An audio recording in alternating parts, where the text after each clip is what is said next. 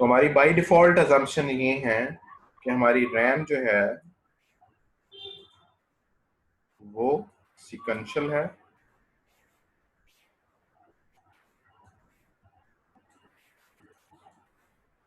इसका जो access time है वो यूनिफॉर्म है,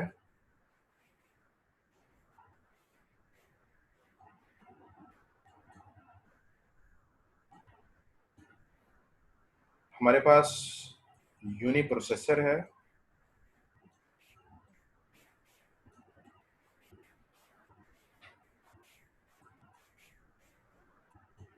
और हर इंस्ट्रक्शन जो है वो इक्वल टाइम लेती है। Every instruction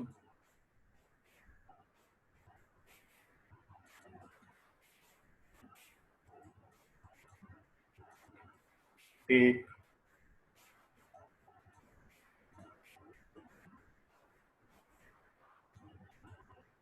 equal time.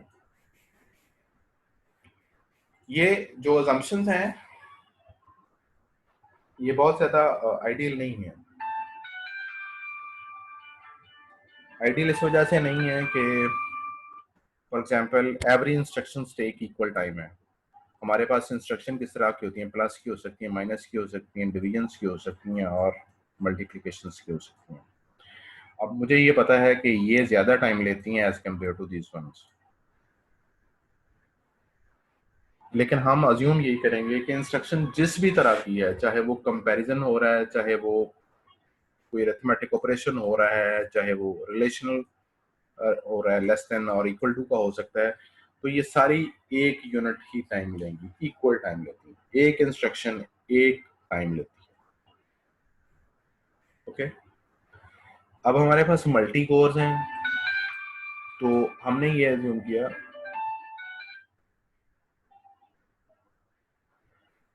अब हमारे पास मल्टी कोर्स एल्गोरिदम आ चुके हैं, लेकिन हम ये जो फिलहाल ये करेंगे कि हमारे पास यूनी प्रोसेसर्स है। क्योंकि अगर आपने एक इसके अलावा एक होती है पैरेलल कंप्यूटिंग्स, ये इस कोर्स का पार्ट नहीं है बल्कि उसके एल्गोरिदम ही लेता है। तो हम ये अज्यूम करते हैं कि हमारा जो एल्गोरिदम है वो सीक्वेंशली रन होगा। पैरेलल एल्गोरिदम का मतलब होता है कि दो चीजें इकट्ठी चल रही हैं।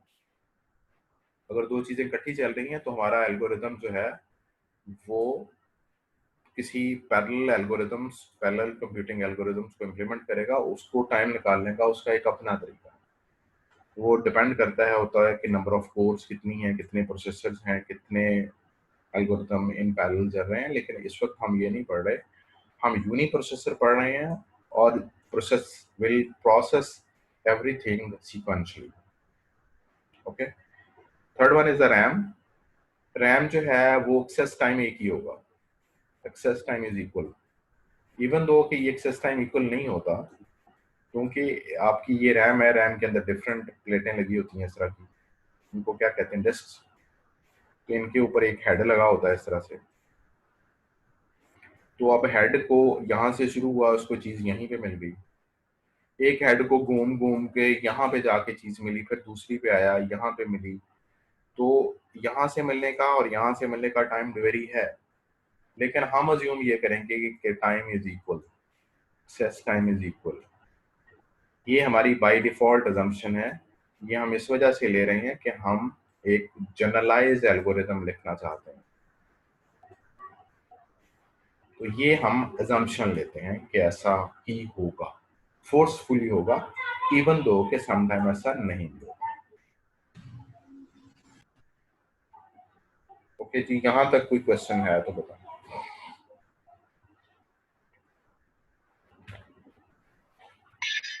No sir.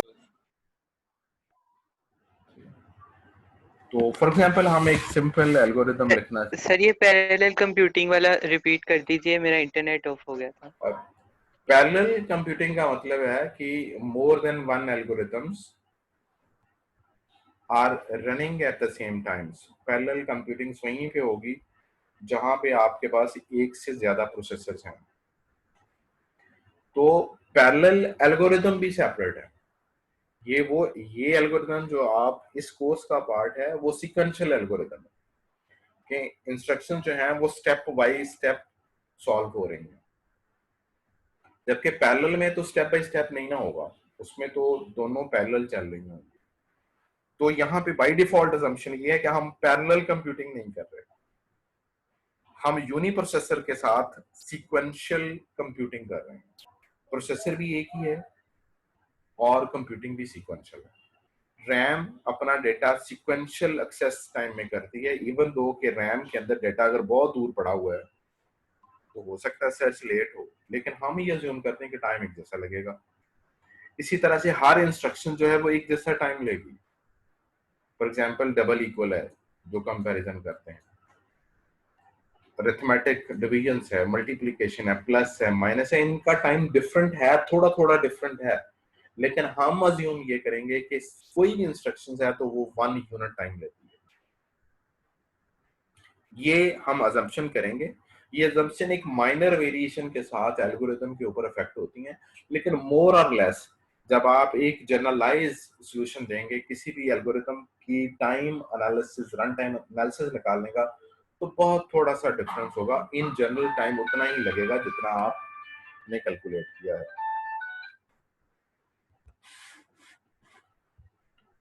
ओके,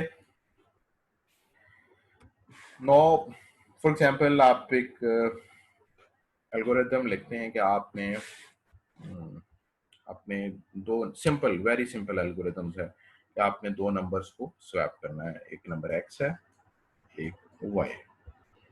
तो हमारा एल्गोरिथम किस तरह से चलता होता है कि हम कहते हैं कि हम एक टेम्परेरी वेरिएबल जो है वो बना लेते हैं और उसको क्या करते हैं, उसको x को असाइन कर देते हैं। फिर हम क्या करते हैं कि x को y की वैल्यू असाइन कर देते हैं और y को टेम्प की कर देते हैं। तो दो वेरिएबल्स के अंदर जो वैल्यू है वो चेंज हो जाएगी, स्वैप हो जाएगी एक दूसरे के साथ। ठीक है, इसके साथ एल्गोरिथम आप ऊपर लिख लेंगे। फॉर एग्जांपल ये स्वैप का एल्गोरिथम था और इसके अंदर दो वेरिएबल्स पास हो रहे हैं एक्स और वाई। ये बड़ी ही सीक्वेंशियल एल्गोरिथम्स है, इसमें कोई इफ देन एल्स कंडीशन नहीं है, कोई फॉर लूप नहीं है, वेरी सिंपल है। तो नॉर्मली आप बेशक दूसरे तरीके से आप इसको लिख लें, आप इसको इस तरह से भी लिख सकते थे, इसको यहाँ पे इस तरह का साइन होता है, यहाँ पे भी इस तरह का साइन होगा और फिर यहाँ पे भी इस तरह का साइन। अब हम ये अज्यूम करते हैं कि ये टाइम, ये अगर आइट्रेशंस को हम ये कहते हैं ये कौन सी आइट्रेशन है, ये सारी एक ही तरह की आइट्रेशन है। सारी एक तरह से किस तरह से है, क्योंकि सारों में असाइनमेंट स्टेटमेंट ही है कि आप वैल्यू असाइन कर देते हैं। तो हम कहते हैं कि ये आइट्रेशन जो है वो 1 यूनिट टाइम लेती है, ये आइट्रेशन जो है वो 1 यूनिट टाइम लेती है, ये आइट्रेशन जो है वो 1 यूनिट टाइम लेती है। वन कोई 1 यूनिट है और ये यूनिट है, जिस तरह मीटर एक यूनिट होता है, सेकंड एक यूनिट है। अब इसकी कॉस्ट कितनी है, हम कोई वेरिएबल उसके लिए रख लेते हैं, ये यूनिट कह लें आप इसको, और इसको आप कॉस्ट कर लें। कॉस्ट सपोज ये C1 कॉस्ट लेती है, ऑब्वियसली ये भी उसी तरह की है तो ये भी C लेगी, ये भी C लेगी। अब मैंने इस एल्गोरिथम को देखना है कि ये कितना टाइम लेते हैं, तो मैं इस कॉस्ट को सम करूंगा, तो ये कितना बन जाएगा 3C1, C1 है ये। ठीक है, अब ये जो यहाँ पे ये जो C1 है, दिस इज वन वेरिएबल, ये कंप्यूट होने में कितना टाइम लेता है बाय ये प्रोसेसर, ये वेरी करता होगा। अगर एक स्लो कंप्यूटर है तो इसकी वैल्यू कुछ और होगी, और बहुत फास्ट कंप्यूटर है तो इसकी वैल्यू बहुत कम होगी। मैं ये अज्यूम करता हूँ कि इसका जो टाइम है, फॉर एग्जांपल ये 1 मिली सेकंड लेता है एक इंस्ट्रक्शन को सॉल्व करने में। मेरे पास एक ऐसा कंप्यूटर है जो 1 मिली सेकंड लेता है एक इंस्ट्रक्शंस को सॉल्व करने में, तो मैं यहाँ पे C1 की वैल्यू क्या रखूंगा, 1। तो मेरी कॉस्ट क्या हो जाएगी, 3। अगर मेरा कंप्यूटर इससे फास्ट होगा तो हो सकता है उसकी वैल्यू जो है वो 0.5 हो, तो आप 3 मल्टीप्लाइड बाय 0.5 करके इसको कह सकते हैं कि जी मेरा इतना टाइम लगेगा। लेकिन जो जनरलाइज सोल्यूशन है वो यही है कि इसकी कॉस्ट 3C1 होती है। मैं यही कहूँगा कि आप अपने पीसी पे देख लें कि वो कितने मिलियन इंस्ट्रक्शंस पर सेकंड सॉल्व कर सकता है, तो आप टाइम निकाल लें इसका। दैट इज कॉल्ड, एक सेकंड,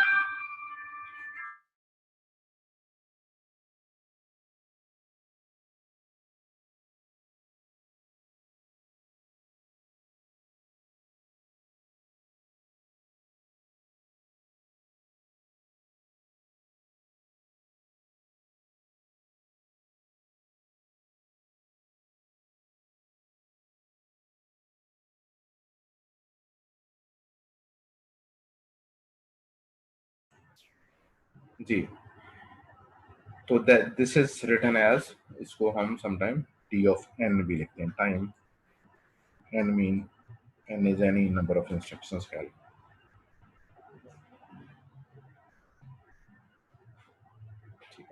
अब ये जो एल्गोरिदम है ये इररिस्पेक्टिव ऑफ इनपुट साइज, जितना मर्जी साइज हो, वेरी नहीं करता। फॉर एग्जाम्पल अगर इस एल्गोरिदम के अंदर कोई 2000 इंस्ट्रक्शंस भी होते हैं तो आपका टाइम फिर इस तरह से लिखा होता है 2000C1। एक्चुअली असल C1 इज द,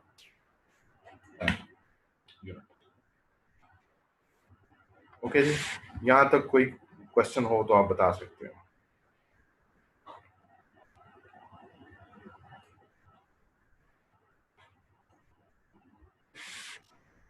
रिस्पॉन्ड कर दिया करें भी। सर सर समझ आ गई है यहाँ तक। अब हम एक और प्रोग्राम लिखना चाहते हैं जिस तरह जी, ये किसी की आवाज ब्लर कर गई है, दोबारा बोल दे अगर कोई है।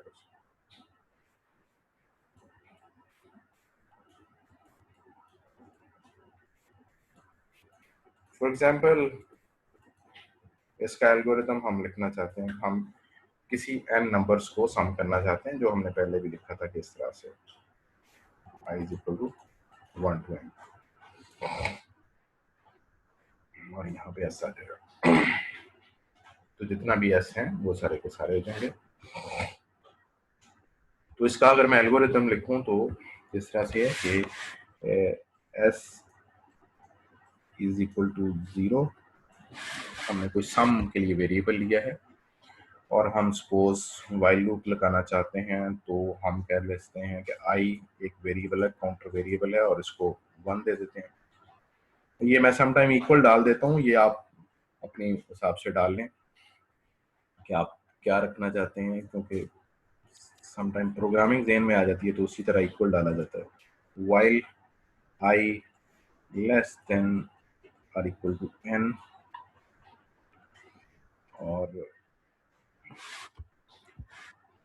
क्या करेंगे, s is equal to s plus i कर लें, ये हो जाएगा। और i को एक इंक्रीमेंट करा दें, i is equal to i plus 1 कर लें, ओके। और यहाँ पे ये वैसे नॉर्मली ये पैरेंथेसिस नहीं लिखी होती, इसका मतलब यही होता है कि इसी वाइल लूप का पार्ट है, और नीचे लिखा होता है एंड वाइल, ओके। ये आपका एल्गोरिथम जिसके अंदर नंबर ऑफ लाइंस कितनी हो गई, आप ये कहेंगे, अगर इसको 1 कहते हैं, इसको 2 कहते हैं, इसको 3 कहते हैं, इसको 4 कहेंगे, और इसको 5 कहेंगे। ये तो ऑब्वियसली एग्जीक्यूट नहीं हुआ करने, जिसके अंदर कोई ऑपरेशन है, सिर्फ उसी के साथ आप 1 2 3 लिखा हुआ है। ये ऑपरेशन है, इसके अंदर रिलेशनल ऑपरेटर है, इसके अंदर कोई ऑपरेटर नहीं है तो मैंने कुछ नहीं लिखा, ओके। तो अब उसी तरह से इसकी पहले आप इसकी ना आइट्रेशन निकाल लें कि ये कितनी दफ़ा चलती है। एक यूनिट को तो रहने दे, यूनिट तो सब जगह एक ही हो गया। आप यहाँ पे मैं एक नई वेरिएबल्स यूज कर रहा हूँ, आइट्रेशंस। आइट्रेशन का मतलब है कि ये एल्गोरिदम के अंदर कितनी दफा ये वाली आइट्रेशन चलती है, ये कितनी दफा चलेगी, बताते जाएं मुझे।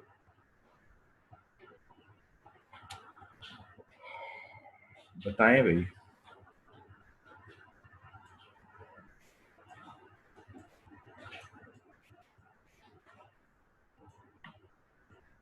आप रिस्पॉन्ड करेंगे तो मैं चलूंगा आगे।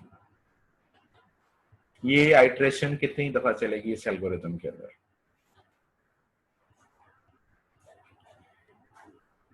जी उसामा 38।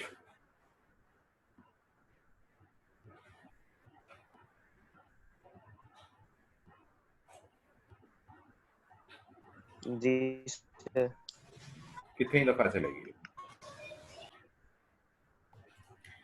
एल्गोरिथम यहां से स्टार्ट हुआ, इसने तो एक ही दफा चलना है ना अपनी पूरी लाइफ में। जब एग्जीक्यूशन स्टार्ट होगी तो इसकी बारी एक ही दफा आएगी, ऐसा ही है। एस इज इक्वल टू 0 आपने इनिशियलाइज जी करा दिया सर। तो ये एक टाइम चलेगी। आपने आई को इनिशियलाइज करा दिया, ये भी एक टाइम चलेगा। ये आइट्रेशन कितनी दफा चलेगी? ये भाई एंड टाइम सर जब तक आई जी बता 1 दें लेस आप। Than n। इसको लेस देन एन है, देखें आई की वैल्यू 1 है और इसने चलना है मेरे हिसाब से n+1 टाइम, क्योंकि n टाइम तो चलना ही चलना है। फिर इसने एक दफा ऊपर जाना है जब लूप ने फॉल्स डिक्लेयर हो जाना है। गोट द पॉइंट। ये n+1 टाइम लेकिन चलेगी। सर उसमें फिर पूरी लूप नहीं चलेगी ना। ना चले ये वाली मैं सिर्फ इसकी बात कर रहा हूँ। ये इंस्ट्रक्शन कितनी दफा अच्छा अच्छा चलेगी? ये तो n+1 टाइम चलेगी ना, ठीक है सर। ठीक है। जी और ये कितनी टाइम चलेगा?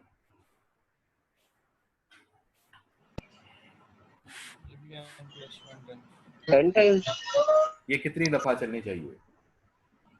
ये एन टाइम चलेगा सर। जी एंड टाइम चलेगा, ओके। ये ये भी एंड टाइम चलेगा फिर, ठीक है। ये फॉर एग्जांपल हम ये कह लेते हैं कि ये इंस्ट्रक्शन असाइनमेंट स्टेटमेंट है, तो मैं इसको सपोज C1 कह लेता हूँ। अब मेरा ये कॉस्ट है, इसको कॉस्ट कह लेते हैं। ये भी असाइनमेंट स्टेटमेंट थी, इसको मैं C1 कह लेता हूँ। इसकी जो है ये इनसे डिफरेंट है, रिलेशनल ऑपरेटर यूज हुआ है, ये C2 है। और ये दोनों एक ही तरह की असाइनमेंट इनमें जमा भी हो रहा है और असाइनमेंट स्टेटमेंट भी है, इसको मैं कह लेता हूँ ये C3 है। ये क्या है? ये भी C3। अब इन सब को मैं करता हूँ सम, इन सब। तो ये C1 कितने हैं? 2 C1 प्लस ये 2 C1 किस तरह से आए कि इसने इससे मल्टीप्लाई होना है, इससे इसने मल्टीप्लाई होना है, क्योंकि 1 1 है। अब C2 कितनी दफा चल रहा है? n+1। तो इसको मैं जमा करता हूँ n+1 मल्टीप्लाइड बाय C2, तो इसकी कॉस्ट निकल आएगी। इसकी इसकी के ये कितनी दफा चल रहा है, ये कॉस्ट लगेगी, प्लस इनकी कॉस्ट n है, ठीक है। तो मैं इसको इस तरह से लिख सकता हूँ 2 NC3, ठीक है ना। ये 2 हैं तो 2 कर दिया। इसको इस तरह भी लिख सकते हैं NC3 प्लस NC3 या 2NC3 लिख लें, एक ही बात।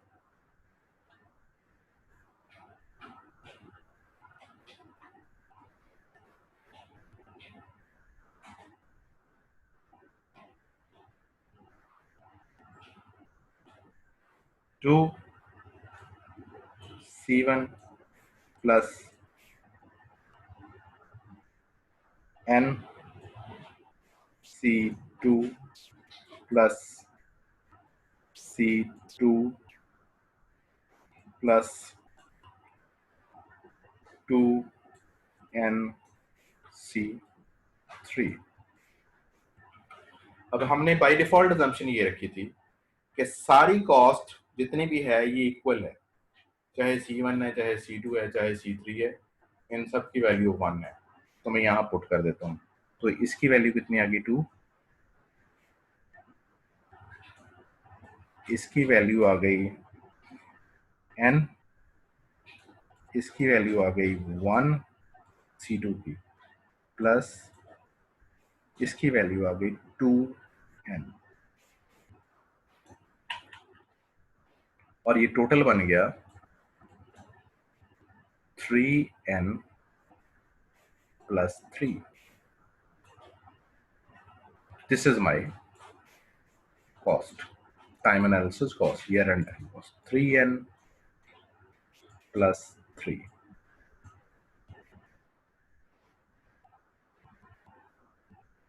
जी कोई इसमें कंफ्यूजन है तो मुझे बताएं।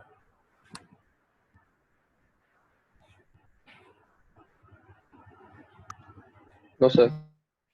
गलत तो नहीं पढ़ा रहा है, आप खामोश हैं।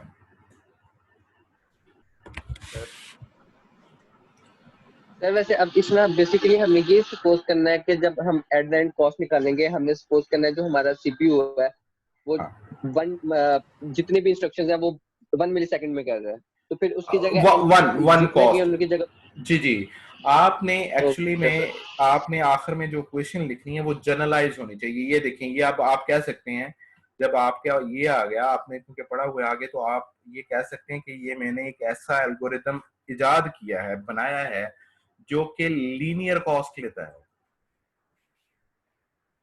ठीक है ना, ये आप समझते हैं ना, ax प्लस बी, ये लीनियर कॉस्ट है। यानी कि इसके बाद हम, ये तो अभी मैं बिल्कुल एग्जैक्ट कॉस्ट निकाल रहा हूं ना, लेकिन कुछ देर के बाद आप ये कहना शुरू हो जाएंगे कि ये लीनियर है, यानी कि ये n टाइम लेता है, क्योंकि ये 3 या 3n कोई मैटर नहीं करते, क्योंकि ये कांस्टेंट कभी मैटर नहीं करते। हाँ, एक एल्गोरिथम ये भी हो सकता है कि कुछ क्वाड्रेटिक हो जाए।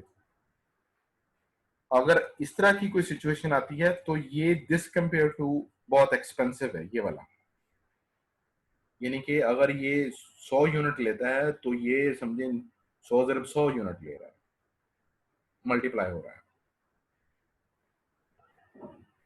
तो ये इस वक्त जो है ये एग्जैक्ट कॉस्ट निकली है कि ये इसकी कॉस्ट।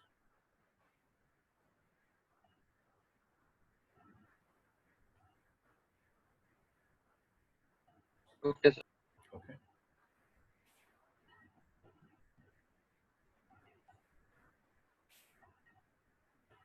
तो इस तरह हम एक जनरलाइज सॉल्यूशन देते हैं, irrespective of the memory size, irrespective of parallel computing, irrespective of RAM। हम ये कहते हैं कि एल्गोरिथम्स की ये कॉस्ट है।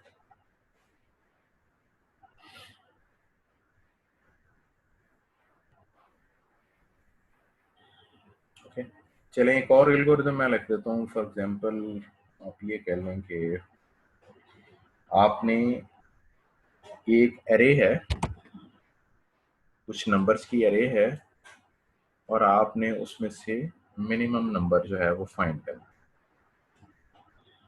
ओके, कुछ एरे हैं, ये कुछ n नंबर की एरे है। तो अगर मैं इसका एल्गोरिथम लिखूं, फॉर एग्जांपल मैं एक वेरिएबल डिक्लेयर करता हूँ m, और मैं उसको डिक्लेयर कर देता हूँ कि वो फॉर एग्जांपल ये एरे जो है वो x है। तो मैं जो बाय डिफॉल्ट मैं कहता हूँ कि पहला नंबर जो है वो मिनिमम है। इसके बाद मैं एक फॉर लूप लगाता हूँ जो कि i इज इक्वल टू, आप कह लें कि 2 से, एरे नॉर्मली ना जब एल्गोरिथम लिखा जाते हैं तो ये 0 से स्टार्ट नहीं करते हैं, हम 1 से स्टार्ट करते हैं for the sake of simplicity, ताकि हमारी कैलकुलेशन कुछ सही है। 2 फॉर एग्जांपल n तक जाना है इसने, और डू करते हैं इसको। यहाँ पे आप एक कंडीशन लगाते हैं कि if xi is less than, xi obviously 2 होगा, इज लेस देन m, तो क्या करेंगे, m को नई वैल्यू साइन हो जाएगी। इस तरह ये पूरी एरे में से, सॉरी, पूरी एरे में से ट्रैवर्स करेगा और मिनिमम वैल्यू जो है वो साइन हो जाएगी। इसको आप कह लें कि एंड इफ कर लें, एंड इफ और एंड फॉर हो जाएगा, बस ठीक है, यही है। आखिर में यहाँ पे लिखा भी होता है रिटर्न एम, ये लिखना है लिख लें, नहीं लिखना ना लिखें, काम तो पूरा हो गया। चलें जी, कोई इसकी कॉस्ट मुझे निकाल के दे, बल्कि आप खुद अपने पेपर पे एक दफा निकालें, अभी निकालें आप। एक आपकी आपकी कट गई है आवाज सारी, आप इसको 2 मिनट में पेपर पे निकालें। आपने जो फॉर लूप लगाया है, हाँ जी सर जो आपने फॉर लूप लगाया है इसमें एक कंडीशन ही आएगी ये लगाई और थी इंक्रीमेंट जो होगा एन में। यस इंक्रीमेंट भी आएगा। आप इसको कह लें, फॉर लूप वैसे नॉर्मली खुद ही चलती है, यहीं पे इंक्रीमेंट लिखा होता है, वो स्टेप नहीं था, स्टेप 1 कह लें यहाँ पे, डू, समझ गए। व्हाइल लूप में देना पड़ता है इंक्रीमेंट, फॉर लूप के अंदर ही होता है। चलें जी सॉल्व करें इसको।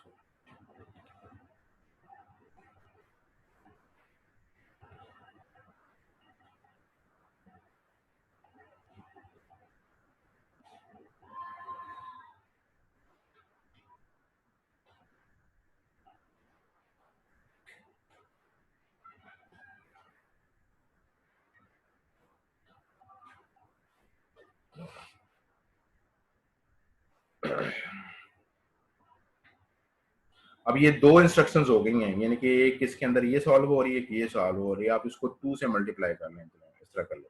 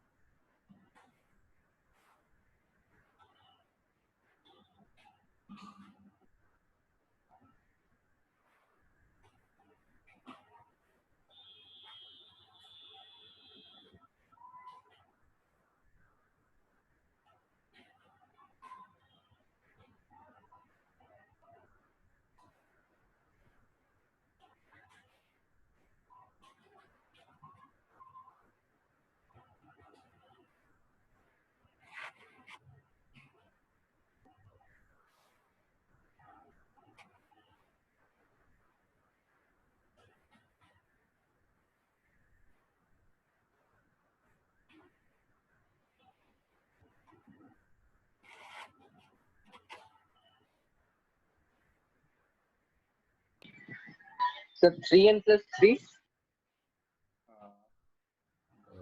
मे बी और मे नॉट बी। इसका टाइम कितना है जी? इसका टाइम 1 है, एक दफा चलेगी। 1 यस सर ये चलेगी क्योंकि 2 से स्टार्ट हो रही है और n n तक जा plus रही है, ये n+1 नहीं, ये स्टार्ट 2 से हो रही है, ओ ठीक है। यस सर तो ये n टाइम चलेगी। अगर आप इसमें 2 इंस्ट्रक्शन लगा लें, एक स्टेप वाली और एक दूसरी, तो ये 2n कह लें सपोज इसको। और ये कितने टाइम चलेगी? ये इफ कंडीशन जो है वो अगर ये n टाइम चलेगी तो अंदर वाली n-1 टाइम चलेंगी इफ कंडीशन। जी एग्री और नॉट? एग्री हैं आप मुझसे इस लाइन के बारे में, थर्ड वन? यस सर क्योंकि अगर ये n टाइम चल रही है तो ये अंदर वाली बॉडी हमेशा एक टाइम कम चलेगी। और ये मुझे नहीं पता, n-2 सर, ये मुझे नहीं पता भाई, ये आपको पता होगा। n-2 ये मुझे नहीं पता, ये आप शायद जादूगर हो तो आपने बता दिया मुझे। फॉर एग्जाम्पल एक एरे है, वो ऑलरेडी सॉर्टेड है, ठीक है, वो ऑलरेडी सॉर्टेड है, तो ये कितने टाइम चलेगी? ऑलरेडी सॉर्टेड है तो सर वो फिर इफ से ही बाहर आता जाएगा। वो हाँ इफ से ही बाहर रहते थे, ये 0 टाइम चलेगी। अगर वो डिसेंडिंग ऑर्डर में है तो ये कितने टाइम चलेगी? फिर ये तो ये n-1 टाइम चलेगी, चलेगी सर। ठीक है। तो इसका मतलब है मुझे नहीं पता कि ये कितने टाइम चलेगी, it depends upon the data कि डेटा किस तरह का दिया था किसी ने। तो मैं इसको सपोज ये कह लेता हूँ कि ये h ऑफ n टाइम चलेगी, मुझे नहीं पता और एच ऑफ एन की जो रेंज है वो है 0 to n-1, कुछ भी हो सकता है, ठीक है।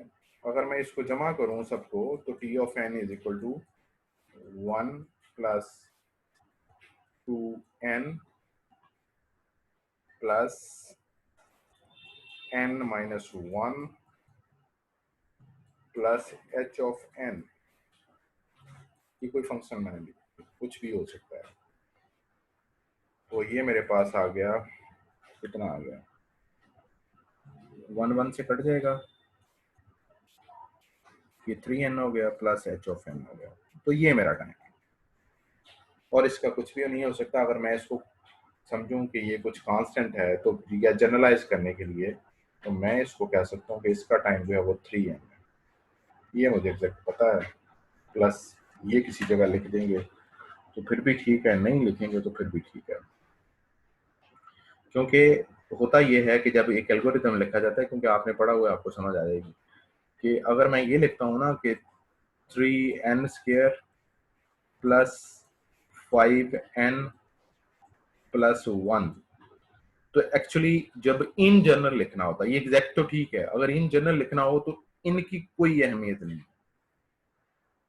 अहमियत है इसकी जो क्वाड्रेटिक लिखी है, जो सबसे बड़ी है। इसी तरह यहाँ पे अहमियत है इसकी, अब इसकी नहीं है, ना भी लिखेंगे तो इन चल जाएगा। तो आप लिख सकते हैं कि ये ऑर्डर ऑफ 3n या n, ये अभी फिर डिपार्टमेंट शिफ्ट में आ रहा है, एक सेकंड।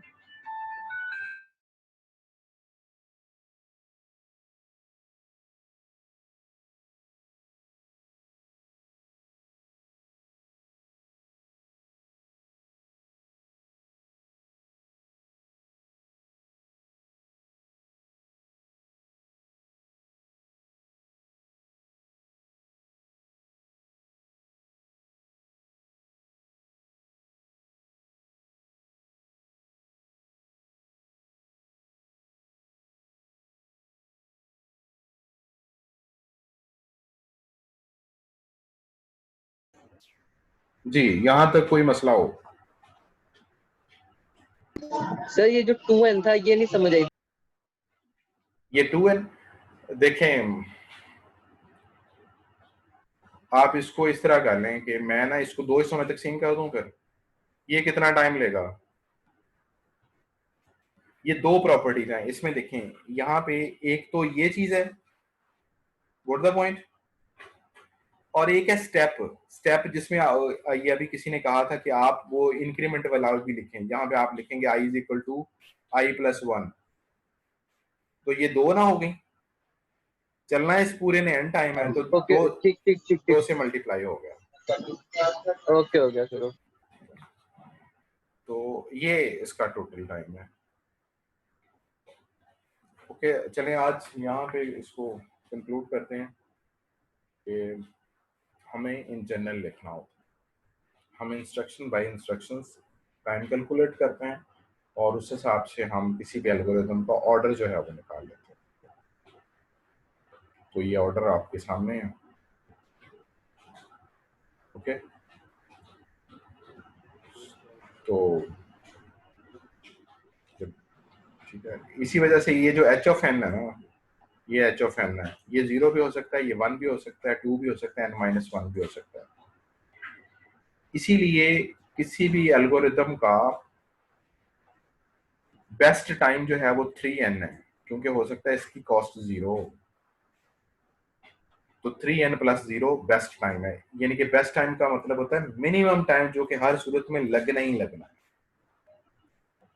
और इसका वर्स्ट टाइम क्या होगा, वर्स्ट टाइम इसका ये होगा कि इसकी वैल्यू जो है वो n-1 है, तो इसका वर्स्ट टाइम जो है वो ये होगा 3n प्लस n-1, ये इसका worst time. Good the point yes sir. कि वर्स्ट टाइम और गुड टाइम इस तरह से निकलते हैं। किसी जगह पे एक फंक्शन होता है जिसकी वैल्यू वेरी करती है कि डेटा किस तरह का आ रहा है, ये वर्स्ट टाइम होगा कि मैक्सिमम ये टाइम लगेगा, मिनिमम ये टाइम लेगा, ये बेस्ट टाइम हो गया है, ये बेस्ट टाइम।